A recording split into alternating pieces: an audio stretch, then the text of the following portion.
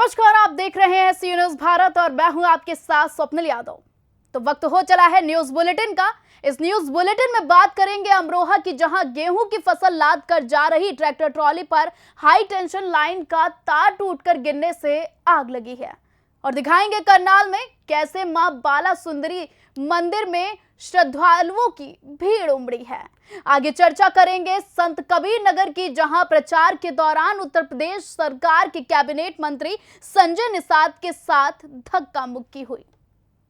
उत्तर प्रदेश के अमरोहा जनपद में गेहूं की फसल लाद कर जा रही ट्रैक्टर ट्रॉली पर हाई टेंशन लाइट का तार टूटकर गिरने से लगी आग। बता दें, ट्रैक्टर चालक ने कूदकर बचाई जान में फसल जलकर हुई राख। मामला अमरोहा जनपद के हसनपुर कोतवाली क्षेत्र के गांव सोहर का निवासी किसान हरिश्चंद्र रविवार को अपने 5 बीघे गेहूं की फसल को इकट्ठा कर ट्रैक्टर ट्रॉली में लाद कर निकासी के लिए गांव के नजदीक इकट्ठा कर रहे थे। जैसे ही ट्रैक्टर ट्रॉली गेहूं की फसल को लेकर खेत से चली तो अचानक रास्ते में हाई टेंशन लाइन का तार ट्रॉली से टच हो गया। इसे ट्रॉली में लदी गेहूं की फसल में आग लग गई। आग लगती देख ट्रैक्टर चालक ने जोगराज ने कूदकर अपनी जान बचाई। वहीं घटना के बाद मौके पर लोगों की भारी भीड़ जमा हो गई। ग्रामीणों की मदद से ट्रॉली को 6 फीट गहरे खेत में पलट दिया गया। वहीं आग पर पानी डालकर काबू पाया गया, लेकिन तब तक किसान की गेहूं की फसल जलकर नष्ट हो गई थी। पीड़ित के द्वारा राजस्व विभाग को आग लगने की सूचना दे दी गई है। वहीं आग लगने का लाइव वीडियो वहां मौजूद किसी व्यक्ति द्वारा अपने मोबाइल कैमरे में कैद कर लिया गया। अमरोहा से सी न्यूज संवाददाता गौरव श्रीमाली की रिपोर्ट। खबर भोपाल से है, जहां इंटरव्यू निरस्त होने से नाराज हुए दिव्यांगजनों ने किया राजधानी भोपाल के जल संसाधन विभाग के सामने प्रदर्शन। दिव्यांग अभ्यर्थियों का कहना है कि 22 और 23 तारीख को हमारे इंटरव्यू होने थे और हम प्रदेश पर से आए हुए हैं, लेकिन यहां आने के बाद हमें पता चला कि हमारे इंटरव्यू निरस्त कर दिए गए हैं। इसकी जानकारी जनसाधारण विभाग के अधिकारियों ने हमें नहीं दी है। वहीं दूसरी ओर अधिकारियों का कहना है कि हमने अखबार के माध्यम से ये जानकारी सबको दे दी थी कि 22 और 23 तारीख को होने वाले इंटरव्यू आचार संहिता के चलते निरस्त कर दिए गए हैं। आक्रोश में आए दिव्यांगजनों ने प्रशासन के खिलाफ नारेबाजी की और कहा कि जब तक हमें अगली डेट का पता नहीं चलता तब तक हम यहीं डटे रहेंगे। आइए जानते हैं इस विषय में अधीक्षक जल संसाधन विभाग सुधीर सक्सेना दिव्यांग अभ्यर्थी का क्या कुछ कहना है। राजीव लोचन तिवारी रीवा जिले से इंटरव्यू के लिए आए हैं।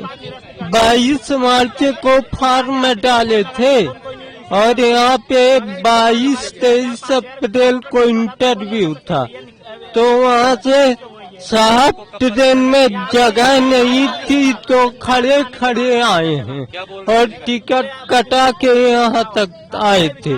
तबीयत भी खराब हो गई, इसके बाद भी यहाँ तक पहुँचे। जी साहब, सुबह से आके भटक रहे लेकिन कोई सुनवाई नहीं। झूठ बोल के यहाँ क्यों बुलाया गया?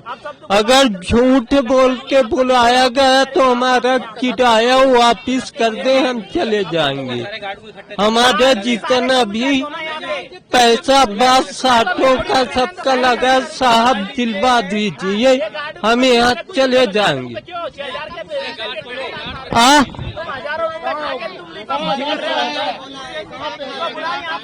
अब क्या करेंगे? अब यहाँ पे बैठे रहेंगे जब तक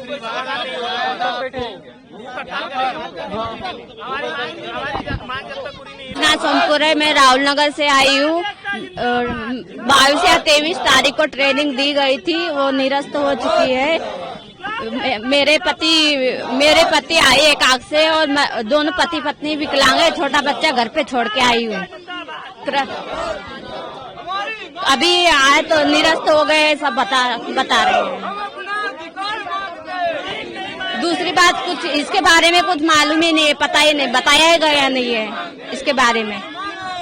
और मैं विकलांग हूँ, मेरे पास जीने कमाने कोई साधन नहीं है, तो मुझे यहाँ पे नौकरी के लिए फॉर्म भरवाया था, तो मैं भर के जमा करके आज की मुझे डेट दी थी 22 तारीख। बोला 22-23 तारीख को आइए। जब आप कह रहे आचार संहिता लगी तो आचार संहिता का आरोप तो विज्ञापन आया था ना, फिर अब आचार संहिता नहीं लगेगा? उस वक्त तो आचार संहिता लगी थी ना, तो आचार संहिता के बाद ये निरस्त क्यों किया गया? हमको क्यों यहाँ पे परेशान कर दिया जाए?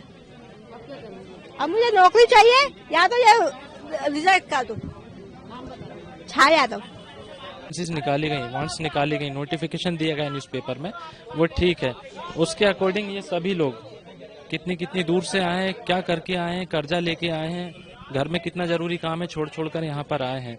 इसके लिए हमें प्रायर नोटिफिकेशन नहीं मिला कि कैंसिल हो रहा है या पोस्टपोन्ड हो रहा है। अगर पोस्टपोन्ड हो रहा होता, नहीं मैम गलत है, गलत है मैम। हमें किसी न्यूज़पेपर में कोई भी नोटिफिकेशन नहीं मिला है। और अभी मेरे पास में एविडेंस है, इन लोगों ने एक पैम्पलेट चिपकाया हुआ, उसमें डायरेक्ट निरस्त का लिखा है, पोस्टपोन करने का नहीं लिखा है कहीं से। आपको मैं दिखा सकता हूँ, मैंने फोटो लिया हुआ उसका। मेरा नाम अमित गोहर है मैम यही भोपाल से हूँ। ने एडवर्टाइजमेंट निकाले। मध्य प्रदेश में सारे डिपार्टमेंट में सबसे ज्यादा वैकेंसी हमारे यहाँ निकली 40 के करीब क्लास 3 की है, 40 के करीब प्यून लोगों की है, ठीक है ना। इसी बीच में आचार संहिता लग गई। आचार संहिता के बाद हमने अपने अधिकारियों से बात करी, उन्होंने कहा नहीं, आचार संहिता के बाद जब आचार संहिता खत्म हो जाएगी उसके बाद अपन फिर से बाकी इंटरव्यू या जो प्रोसीजर अपनाएंगे वो करेंगे, जो भी इंटरव्यू करेंगे वो अपन उसके बाद करेंगे, ठीक है ना। अब आचार संहिता कब खत्म होगी ये एकदम पक्का नहीं है, कब कहीं बाई इलेक्शन होंगे, कहीं कुछ होंगे, तो एक बात हो रही। जिस दिन आचार संहिता क्लियर हो जाएगी उसके बाद हम 15-20 दिन 1 महीने का टाइम देंगे और जो पोजीशन होगा वो हम अडॉप्ट करेंगे। ऐसा अब आप एक बताइए, जितने लोग हमने 6000 एप्लीकेशन आई हमारे पास, हमने जिन पेपर में एडवर्टाइजमेंट दिया उन्हीं से तो ये लोग आए हैं ना, और उन्हीं सब पेपर में हमने कैंसिलेशन का भी दिया है, तो ये कैसे पॉसिबल इनको नहीं मालूम होगा। स्थगित जो किया है हमने वो सारे पेपर में दिया, ये सारी कटिंग रखी है, आप देखिए सभी में दिया, एडवर्टाइजमेंट दिया है ना। भोपाल से सी न्यूज संवाददाता मनीष वर्मा की रिपोर्ट। खबर करनाल के कुरुक्षेत्र से है, जहां आपको बता दें कि मां बाला सुंदरी मंदिर लाडवा में भक्तों की भीड़ उमड़ पड़ी कि किस प्रकार से लोगों की आस्था और विश्वास जुड़ा हुआ है। माता रानी से भारी भीड़ देखने को मिल रही है। श्रद्धालुओं के लिए अच्छी व्यवस्था की प्रबंध किया हुआ था। श्रद्धालुओं ने बताया कि माता बाला सुंदरी से उनके बरसों से आस्था जुड़ी हुई है। समय समय पर माता के दरबार में शीश नवाने पहुंचते हैं। श्रद्धालुओं ने यहां मंदिर प्रबंधन द्वारा जुटाई गई व्यवस्थाओं की भी सराहना की। साथ ही हमारे संवाददाता बिंदर शर्मा ने घर पर कन्या पूजन कर उन्हें भोग लगाकर तब जाकर लाडवा मंदिर मां बाला सुंदरी मंदिर में माथा टेक प्रसाद ग्रहण किया। बता दें 14 के दिन की तस्वीरें हैं जो कि हम आपको दिखा रहे हैं। लाडवा कुरुक्षेत्र से सी न्यूज संवाददाता बिंदर शर्मा की रिपोर्ट। खबर पाकुड़ से है, जहां मुफस्सिल पुलिस की बड़ी कार्रवाई। पाकुड़ मुफस्सिल थाना क्षेत्र के अंजना गांव से 8 लाख की एटीएम, अवैध लॉटरी सहित लैपटॉप, प्रिंटर, कटिंग मशीन बरामद की गई है।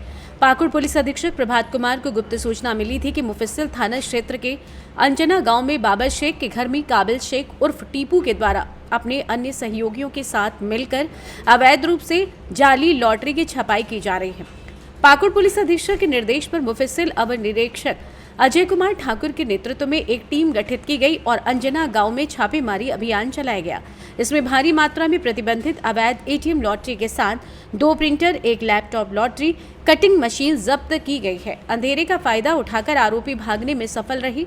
जब्त 13,950 पीस प्रतिबंधित लॉटरी की कीमत 8 लाख रुपए बताई जा रही है। इस बड़ी कार्रवाई से लॉटरी माफियाओं में हड़कंप मचा हुआ है। इस छापेमारी अभियान में उपस्थित पाकुड़ मुफस्सिल अंचल पुलिस निरीक्षक अजय कुमार ठाकुर, थाना प्रभारी संजीव कुमार झा सहित सचिन कुमार, सुबल कुमार, पप्पू कुमार, नद्देश्वर सिंह, मृत्युंजय कुमार सहित रिजर्व गार्ड के जवान मौजूद थे। पाकुड़ थाना कांड संख्या 39/2024 धारा 294, 406, 420, 467, 468, 471, 34 भादवी एवं लॉटरी विनियम अधिनियम 1988 के अंतर्गत प्राथमिकी के 8 नामजद एवं अन्य अज्ञात के विरुद्ध कांड दर्ज किया गया है। कांड में संलिप्त अभियुक्तों की गिरफ्तारी हेतु छापेमारी की जा रही है। पुलिस अधीक्षक महोदय पाकुड़ को गुप्त सूचना प्राप्त हुई कि पाकुड़ फांसी थाना क्षेत्र के ग्राम अंजना में बाबर शेख के घर में काबिल शेख उर्फ टीपू के द्वारा अपने अन्य सहयोगियों के साथ मिलकर अवैध रूप से जाली लॉटरी टिकट की छपाई कर आसपास के इलाके में बड़ी धनराशि जीतने का झांसा देकर लॉटरी टिकट की बिक्री की जाती है, जिससे ग्रामीण ठगी के शिकार हो रहे हैं। इस सूचना के सत्यापन आवश्यक कार्रवाई हेतु पुणे अजय कुमार ठाकुर मुफस्सिल अंचल के नेतृत्व में एक विशेष टीम का गठन किया गया।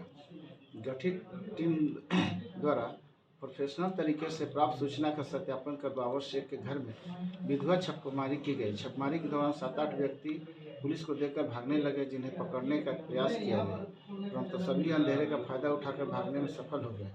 तत्पश्चात पुलिस द्वारा विधिवत बाबर शेख के घर की तलाशी लेने पर भारी मात्रा में अवैध रूप से छपाई की हुई lottery ticket, laptop, printer, cutting machine एवं अन्य सामान बरामद हुआ। बरामद सभी सामानों को जब्त किया गया तथा इस संबंध में प्राथमिकी के नामजद 8 और अन्य लोगों के विरुद्ध कांड दर्ज कर अनुसंधान किया जा रहा है। प्राप्त जानकारी के अनुसार काबिल शेख उर्फ टीपू शेख तथा बाबर शेख इस धंधे के मुख्य सरगना है तथा इन लोगों के द्वारा अभियुक्तों के साथ मिलकर अवैध रूप से जारी लॉटरी टिकट की छपाई कर बिक्री किया जा रहा था। कांड में संलिप्त अभियुक्तों की गिरफ्तारी हेतु प्रयास जारी है। पाकुड़ से सी न्यूज संवाददाता पंकज भगत की रिपोर्ट। खबर संत कबीर नगर से, जहां प्रचार के दौरान उत्तर प्रदेश सरकार में कैबिनेट मंत्री संजय निषाद के साथ धक्का मुक्की, 2 पक्षों में झड़प। मंत्री संजय निषाद को आई हल्की चोट। वहीं हमलावरों के खिलाफ कार्रवाई की मांग को लेकर धरना प्रदर्शन किया गया है। एमपी प्रवीण निषाद और पार्टी विधायकों ने दिया धरना। जिला अस्पताल पहुंचकर आरोपियों पर कार्रवाई की मांग की गई है। प्रवीण निषाद को बीजेपी ने लोकसभा का प्रत्याशी बनाया है। वहीं प्रवीण निषाद पर कमेंट को लेकर 2 पक्षों में झड़प हो गई। शहर कोतवाली क्षेत्र के मोहम्मदपुर कठार गांव की घटना बताई जा रही है। बता दें कि एक शादी समारोह में शामिल होने पहुंचे थे संजय निषाद। संत कबीर नगर से सी न्यूज संवाददाता गौरव की रिपोर्ट। तो फिलहाल खबरों का सिलसिला लगातार जारी रहेगा। देश और दुनिया की तमाम बड़ी और अहम खबरों के लिए आप देखते रहें सी न्यूज भारत।